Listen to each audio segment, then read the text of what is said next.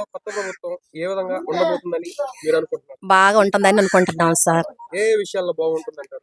పిల్లలకు ఉద్యోగాలు ఇవ్వటంలో, ఉమ్, ఈ 3 గ్యాసులు ఇస్తారని, ఉమ్, 50 సంవత్సరాలకు పెన్షన్ ఇస్తారని, ఓకే. 1500 మామూలుగా ఇళ్లలో ఆడోళ్ళు ఉన్నారు కదా వాళ్ళకి ఇస్తారని. ఉమ్. అది సార్.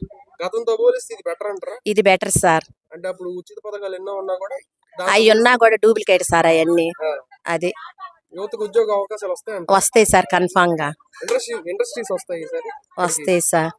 రాజధాని అయిపోద్దా? అభివృద్ధి సార్. పవన్ కళ్యాణ్ కొత్తగా వచ్చారు, బాగా చేస్తాడు సార్ పవన్ కళ్యాణ్ అన్న. ఆయన మీద నమ్మకం. ఆ నమ్మకం ఉంది సార్. మొత్తానికి జగన్ ఓడిపోవడానికి మెయిన్ రీజన్ ఏంటంటారు? అంటే తక్కువ సీట్లు అది కూడా.